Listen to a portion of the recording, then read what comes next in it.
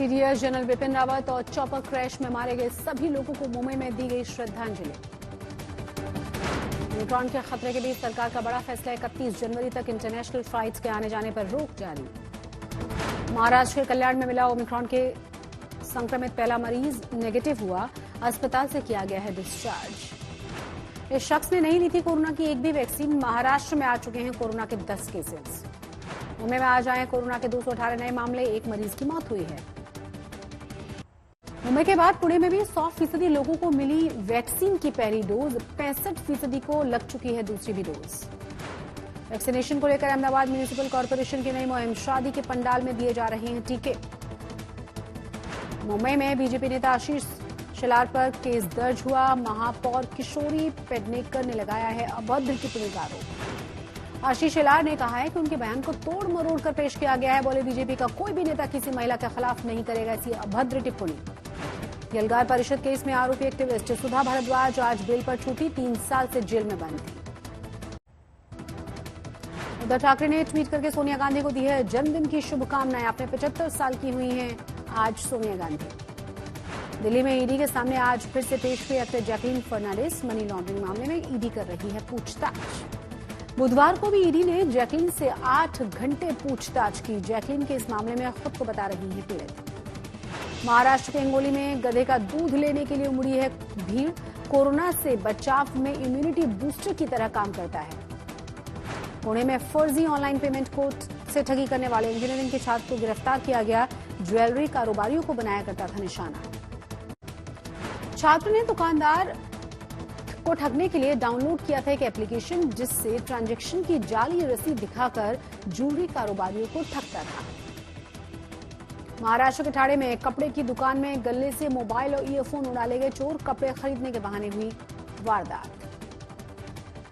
लगातार तीसरे दिन तेजी में बंद हुआ है शेयर बाजार। 157 अंकों की बढ़त के साथ 58,807 पर सेंसेक्स बंद। देश में 22% इनकम महज 1% लोगों के पास है। विश्व असमानता रिपोर्ट में किया गया है दावा। आरबीआई ने साइबर ठगी को बताया मुख्य चुनौती। कहा क्रिप्टो करेंसी को मंजूरी देने में भी डिजिटल फ्रॉड्स हैं बड़ी वजह। 6 से ज्यादा सिम रखने पर डिपार्टमेंट ऑफ टेलीकॉम कर सकता है कार्रवाई। फिर से सभी नंबरों को कराना होगा वेरिफिकेशन। फॉर्ब्स की 100 पावरफुल महिलाओं की लिस्ट में 37वीं पोजीशन पर है निर्मला सीतारमण। नायका की फाउंडर फाल्गुनी नायर 88वें स्थान पर मौजूद। दूल्हा दुल्हन बने विकी कौशल और कटरीना कैफ सामने आई हैं ब्याह के बाद की पहली तस्वीरें। कटरीना कैफ और विकी कौशल ने राजस्थान के सवाई माधोपुर में 7 फेरे लिए हैं। 700 साल पुराने ऐतिहासिक किले में हुआ है कार्यक्रम। विकी कौशल और कटरीना मुंबई जाकर बॉलीवुड में रिसेप्शन देंगे। सवाई माधोपुर आए थे गिने चुने दोस्त। हेलीकॉप्टर क्रैश में जान गंवाने वाले सीडीएस जनरल बिपिन रावत का पार्थिव शरीर गुरुवार शाम दिल्ली पहुंचा। दिल्ली के पालम एयरबेस पर प्रधानमंत्री नरेंद्र मोदी, रक्षा मंत्री राजनाथ सिंह, राष्ट्रीय सुरक्षा सलाहकार अजीत डोभाल समेत तीनों ही सेना के प्रमुखों ने श्रद्धांजलि दी।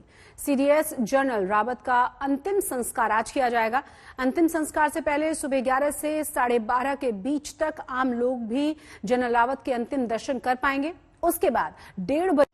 इस हादसे के बाद देशवासियों के मन में सवाल है कि जिस हेलीकॉप्टर को सबसे सुरक्षित माना गया वो क्रैश कैसे हो गया।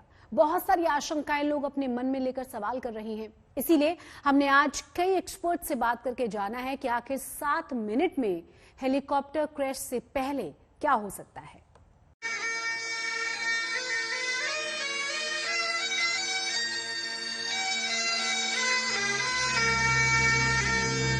मैं बड़े दुख और भारी मन से 8 दिसंबर 2021 की दोपहर में हुई मिलिट्री हेलीकॉप्टर, जिसमें भारत के प्रथम chief of defence staff general Bipin Rawat, उनकी धर्मपत्नी एवं 12 अन्य सवार थे, की दुर्घटना के दुर्भाग्यपूर्ण समाचार से अवगत कराने के लिए आप सबके बीच खड़ा हुआ। लोकल रीजन से वेरी क्लियरली बोल रहे हैं कि every time helicopter flies by this side, इधर लेफ्ट या राइट साइड लेंगे, पर दिस टाइम उनको पता नहीं क्या हुआ। कैसे हो सकता है इसमें? हम समझना चाहते हैं कि आखिर ये जो हेलीकॉप्टर है किन परिस्थितियों में क्रैश हुआ।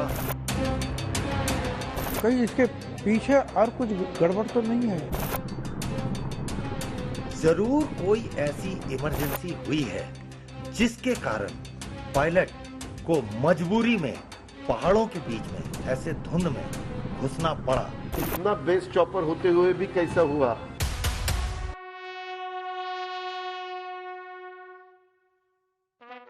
अपने कंधों पर देश की सुरक्षा की सर्वोच्च सैन्य जिम्मेदारी लेकर चलने वाले जनरल बिपिन रावत, उनकी पत्नी, अन्य जवानों के शव जब कंधों पर आ गए तो देश की आंखों में सबकी नमी है, लेकिन मन में सवालों की धुंध है। हर सवाल का जवाब अगले 36 से 72 घंटे के बीच इसी बॉक्स से मिल सकता है, जिसे सब ब्लैक बॉक्स कहते हैं। हकीकत में जो ब्लैक यानी काला नहीं बल्कि ऑरेंज यानी नारंगी रंग का होता है। कुन्नूर में हेलीकॉप्टर क्रैश साइट से सेना के जांच अधिकारी इसी ब्लैक बॉक्स को ले जाते आपकी टीवी स्क्रीन पर दिख रहे हैं। ब्लैक बॉक्स ना?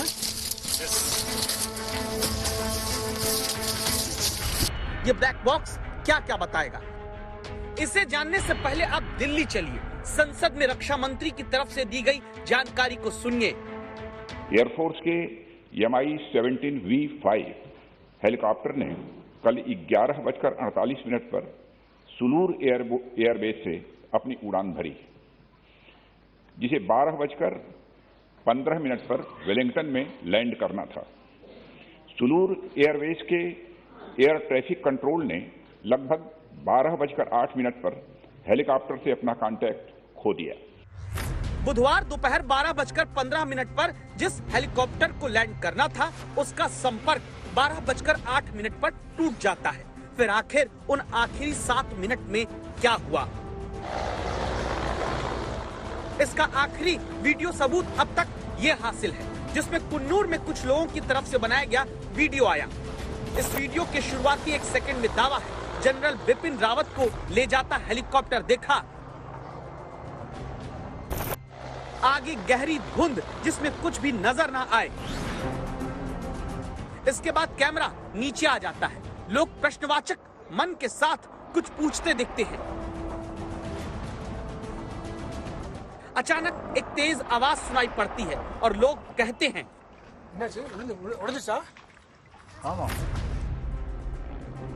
धुंध के बीच दाखिल होते हेलीकॉप्टर और फिर जमीन पर नीचे आग का गोला बनकर गिरे हुए हेलीकॉप्टर के बीच ही सारे सवालों की जड़ है कि आखिर हुआ क्या।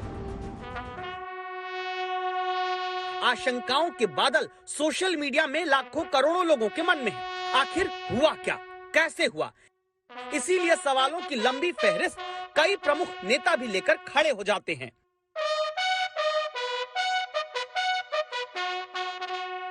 पावरफुल इंजन है, 2 इंजन वाला हेलीकॉप्टर है और उसमें हमारे सेनापति साहब मारे जाते हैं। मुझे लगता है हम बोलते हैं कि हमारे डिफेंस क्षेत्र का आधुनिकीकरण हो गया है, लेकिन हमारे सेनापति ऐसे हेलीकॉप्टर में मारे जाते हैं। लोगों के मन में कुछ शंकाएं हैं। पहले सीडीएस जो तीनों दलों के ऊपर जिनकी जगह थी, तो इसका बड़ा भारी दुख जो है सब लोगों के दिल में है और साथ साथ कुछ शंका जो है दिलों में है कि ये कैसा हो सकता है। हर शंका का समाधान करने के लिए ही ट्राई सर्विस इंक्वायरी यानी तीनों सेनाओं की तरफ से सामूहिक जांच शुरू हो गई। इस जगह से आप तक सही जानकारी पहुंचाने के लिए आज तक के संवाददाता प्रमोद राघव यहीं पर मौजूद हैं। हम अभी नीलगिरी डिस्ट्रिक्ट में हैं और यहाँ का लोकेशन का नाम है काटेरी और जहाँ से 100 मीटर वहाँ पे जो देख रहे हैं वो है हेलीकॉप्टर क्रैश का ग्राउंड जीरो साइट। वहाँ पे अभी भी डेब्रीज पूरा सब कुछ है। वहाँ पे एयरफोर्स पर्सनल है, आर्मी पर्सनल भी है। इनफैक्ट यहाँ पे आप देख सकते हैं कि 2 आर्मी पर्सनल यहाँ इस तरह से यहाँ किसी को ना लेकिन कंप्लीटली मना कर रहे हैं वहाँ चलने तक। तमिलनाडु पुलिस भी वहाँ पे है। तमिलनाडु पुलिस का डीजीपी थी थोड़ी देर के पहले वहाँ पे आया था, वो भी चेक कर रहा है कि क्या हुआ है। लैंडिंग के समय से पहले, संपर्क टूटने के बाद, क्रैश होने के बीच तक 7 मिनट में आखिर क्या हुआ और 7 मिनट से ठीक पहले क्या हुआ का जवाब तलाशने के लिए कुन्नूर में संवाददाता प्रमोद राघव, श्रीनगर में संवाददाता अशरफ वानी जुटते हैं। MI-17 V5 हेलीकॉप्टर क्रैश हुआ है। उसे लंबे वक्त तक उड़ा चुके retired group captain Amitabh Ranjan और MI-17 V5 हेलीकॉप्टर की यूनिट की टेक्निकल टीम में अनुभव रखने वाली रिटायर्ड स्क्वाड्रन लीडर दीप्ति काला से उन जवाबों को हम खोज कर लाए जिनका सवाल है, आखिर बुधवार को आखिरी 7 मिनट में क्या हुआ होगा। श्रीनगर से अशरफ वानी के साथ प्रमोद राघव, कुन्नूर आज तक। राजस्थान के सवाई माधोपुर के 700 साल पुराने इस ऐतिहासिक किले में एक्टर विकी कौशल और कैटरीना कैफ ऑफिशियली एक दूसरे के हो गए। बताया जाता है कि करीब 100 साल बाद होटल में तब्दील हो गए इस किले में शादी की शहनाई गूंजी। दोपहर के वक्त सेहरा बांधकर विकी कौशल की बारात होटल के एक छोर से दूसरे छोर पहुंची।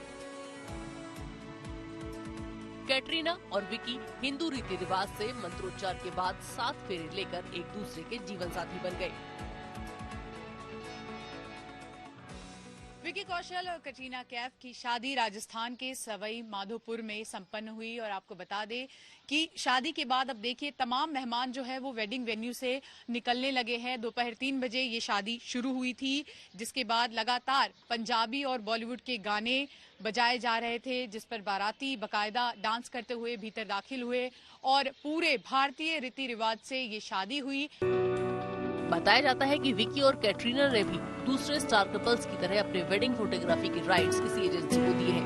ये चलन वैसे तो विदेशों से आया है, लेकिन अब बॉलीवुड में भी प्रचलित है। इस साल की सबसे चर्चित शादी के लिए सुरक्षा का भी खास इंतजाम था। प्राइवेट बाउंसर्स और सिक्योरिटी के अलावा स्थानीय पुलिस बल मोर्चा संभाले था। किले के बाहर सवाई माधोपुर के कुछ स्थानीय लोग इस कोशिश में थे कि उन्हें किसी तरह शादी की एक झलक मिल जाए या कोई सेलिब्रिटी ही देखने को मिल जाए। चूंकि लोकल हैं तो हमें भी जानते हैं, कुछ लोग तो हमारी बातें मानते हैं। इनको कंट्रोल करने के लिए हमने समझाइश भी की है। कुछ नए बच्चे हैं जो उम्मीद लगा के आते ही हैं, तो उनको भी हम लोग समझाइश कर रहे हैं। शादी दिन में ही संपन्न हो गई थी। शाम को वेडिंग वेन्यू पर 2 तरह के केक मंगवाए गए, एक 3 लेयर वाला केक और एक 5 लेयर वाला केक। खबर है कि बाद में व्हाइट वेडिंग भी हुई, जिसमें केक काटे गए। विकी और कैटरीना सवाई माधोपुर में शादी के बाद मुंबई में एक ग्रैंड रिसेप्शन रखेंगे। सवाई माधोपुर से शिवांगी ठाकुर के साथ आज तक ब्यूरो। बिपिन रावत के लिए ये कहा जाता है कि वो जड़ से जुड़े हुए आदमी थे, इसीलिए हर पहलू के तह तक जाकर फैसले लिया करते थे। वो जितना प्यार देश को करते थे, उतना ही लगाव था उनको अपने गांव से भी।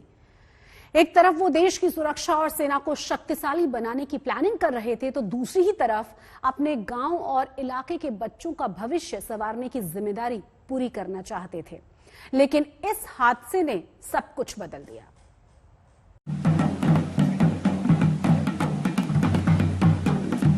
जिंदाबाद जिंदाबाद। गाँव लौटने में दिक्कत आती है, लेकिन एक बार जब सेवानिवृत्त हो जाएंगे जरूर गांव में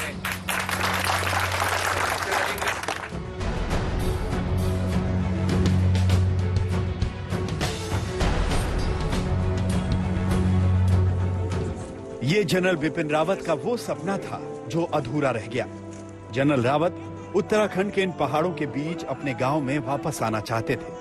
यहाँ घर बनाना चाहते थे, अपने गांव, अपने इलाके के बच्चों के लिए स्कूल, कॉलेज खोलना चाहते थे, लेकिन ये सपना अधूरा रह गया। और हमारी कोशिश यही है, सरकार के साथ भी, मुख्यमंत्री जी से भी जब मेरी मुलाकात होती है तो मैं उनसे यही कहता हूँ कि इस इलाके में हमें उच्च शिक्षा की जो सहूलियत है वो प्रदान करनी होगी। अगर यहाँ पे अच्छे इंजीनियरिंग कॉलेज, मेडिकल कॉलेज खुलेंगे तो हमारे जो नौजवान हैं यहाँ से पलायन नहीं करेंगे, नहीं रुकेंगे। इस सपने को पूरा करने के लिए हाल में ही जनरल रावत ने देहरादून में अपने घर का भूमि पूजन किया था। घर के निर्माण का कार्य शुरू भी हो चुका था, ताकि यहाँ रहकर वो अपने गांव के विकास कार्यों पर नजर रख सकें। लेकिन हेलीकॉप्टर हादसे ने सब कुछ बदल दिया।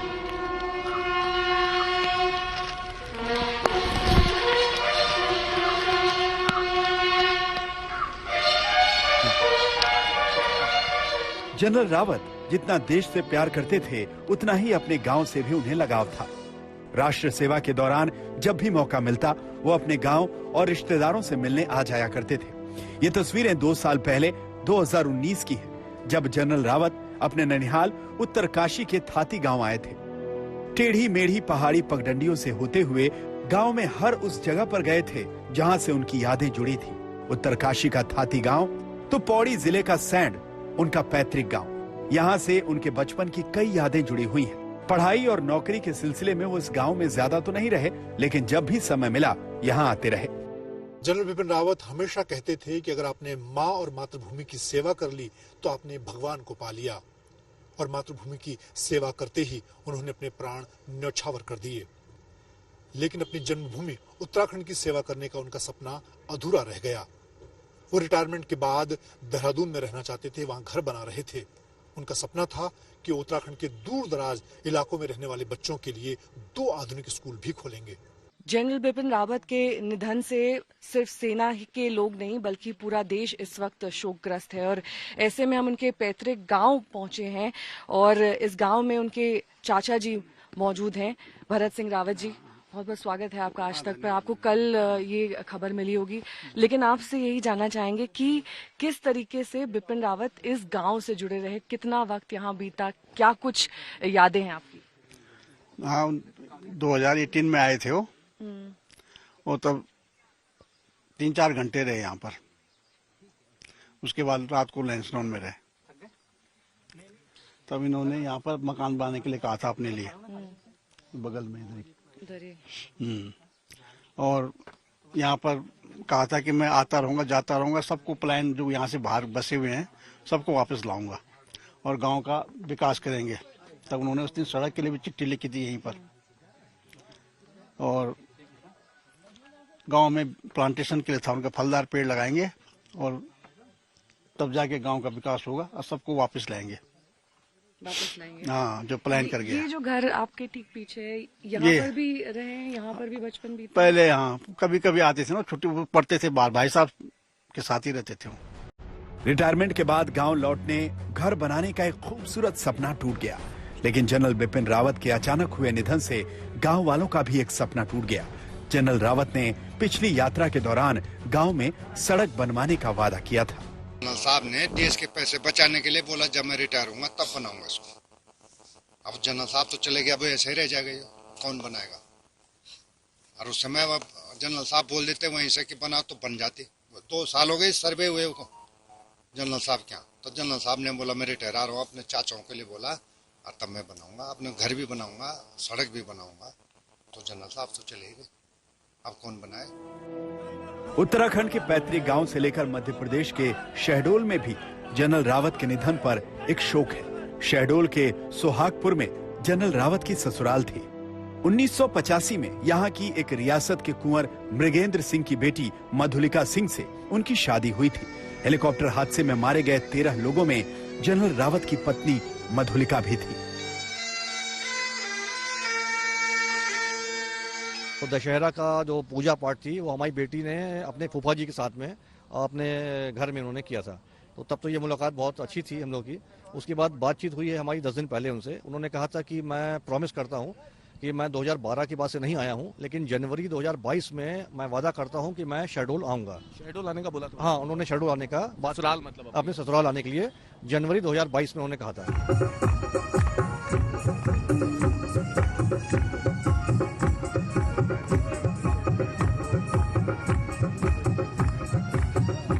जनरल रावत देश की सुरक्षा और सेना के कई अहम मिशन पर काम कर रहे थे। गांव के विकास के लिए भी उनके कई सपने हकीकत में बदलने वाले थे, लेकिन उनका इस तरह जाना सिर्फ अपने गांव परिवार के लिए ही नहीं, पूरे देश के लिए एक अपूर्णीय क्षति है।